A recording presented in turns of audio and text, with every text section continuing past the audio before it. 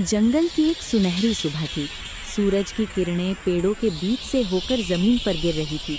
पंछी उड़ रहे थे और चारों तरफ हरियाली फैली थी। नदी के किनारे एक चालाक बंदर पेड़ की डाली पर बैठा सोच में डूबा था, जबकि उसका दोस्त शांत स्वभाव वाला हाथी नीचे नदी का पानी पी रहा था। अचानक बंदर के दिमाग में एक चमकदार आइडिया आया, जैसे उसके सिर के ऊपर एक बल्ब जल उठा हो। वो तुरंत नीचे कूदा और मिट्टी पर कुछ बनाने लगा। हाथी ने उत्सुकता से देखा तो बंदर मुस्कुराया और बोला, जैसे बिना शब्दों के कह रहा हो, चलो कुछ बड़ा बनाते हैं। दोनों ने मिलकर जंगल से लकड़ियां, पत्ते, बेले और पत्थर इकट्ठा किए। बंदर फुर्ती से चीजों को जोड़ता गया और हाथी अपने मजबूत दांतों से उन्हें आकार देता गया। कई दिनों की मेहनत के बाद उन्होंने एक अजीब लेकिन खूबसूरत मशीन बना ली।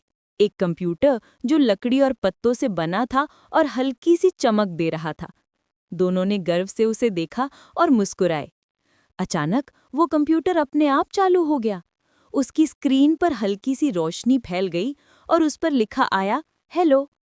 बंदर और हाथी चौंक गए। चारों तरफ के जानवर पास आने लगे। सब हैरान थे।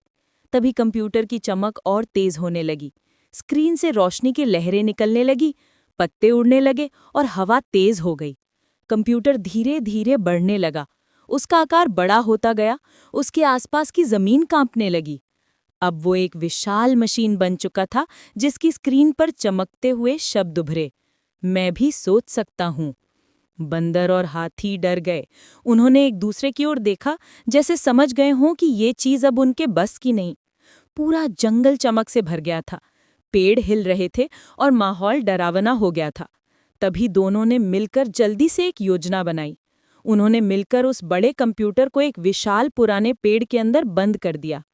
पेड़ की जड़ों ने उसे अपने अंदर समेट लिया और जंगल फिर से शांत हो गया। लेकिन रात के सन्नाटे में उस पेड़ के अंदर से हल्की सी नीली रोशनी अब भी झिलमिलाती है, जैसे वो कंप्यूटर अब भी जिंदा हो और सही वक्त का इंतजार कर रहा हो।